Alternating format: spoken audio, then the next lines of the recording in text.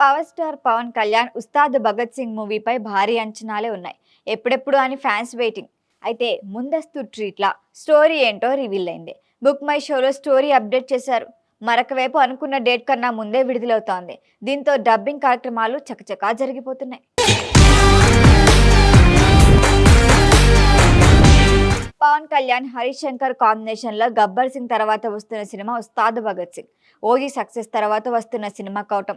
ఇప్పటి వరకు ఈ సినిమా నుంచి వచ్చిన ప్రమోషనల్ కంటెంట్ సోషల్ మీడియాలో అదరగొట్టేయడంతో అంచనాలు ఓ రేంజ్ లో ఉన్నాయి. పైగా అన్ని సినిమాలు డేట్లు పోస్ట్ పోన్ చేసుకుంటూ ఉంటే ఉస్తాద్ మాత్రం వారం ముందుగా సందడి చేయబోతోంది. మార్చి 26న రిలీజ్ డేట్ అనౌన్స్ చేసిన మేకర్లు ఇప్పుడు దీన్ని ఉగాదికి మార్చారు. గబ్బర్ సింగ్ లానే ఇందులోనూ పవర్ఫుల్ పోలీస్ ఆఫీసర్ రోల్ చేస్తున్నారు పవన్. దీంతో స్టోరీ ఏంటా అనే డిస్కషన్ జోరందుకుంది. సేమ్ టైం విజయ్ నటించిన తమిళ్ మూవీ తేరీకి రీమేక్ అనే ప్రచారం జరిగింది. దీనిపై రియాక్ట్ అయిన హరీష్ శంకర్ తనకేదైనా సినిమా నచ్చి రీమేక్ చేస్తే అఫీషియల్గా అనౌన్స్ చేస్తాను.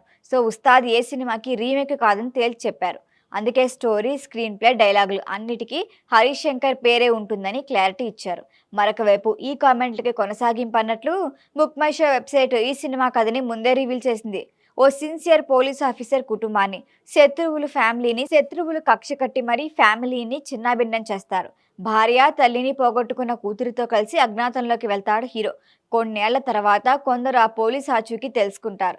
ఆ సమయంలో తన కూతుర్ని రక్షించుకునేందుకు శత్రువులతో ఎలా పోరాడాడు అన్నదే స్టోరీ అని ప్రచారం జరిగింది. అందుకే తమిళ్ మూవీ తేరీకి రీమేక్ అనుకున్నారంతా. కానీ అసలు స్టోరీ అది కాదట.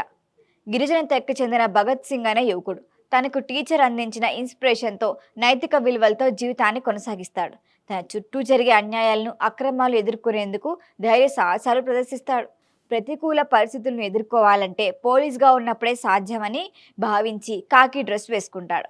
ఓవరాల్గా చెప్పాలంటే ప్రజల శ్రేయస్సు కోసం తన జీవితాన్ని అంకితం చేసిన ఒక వారియర్ స్టోరీ ఉస్తాద్ భగత్ సింగ్. ఇది బుక్ మై షో రివీల్ చేసింది.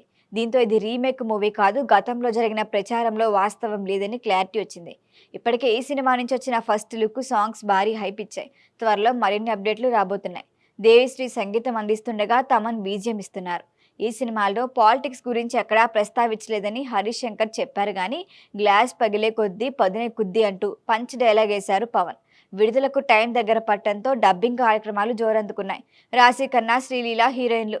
తమిళ హీరో పార్థిబన్ విలన్ అశుతోష్ రాణా, చెమ్మక్ చంద్ర, గౌతమి సహా పలువురు కీలక పాత్రల్లో నటిస్తున్నారు.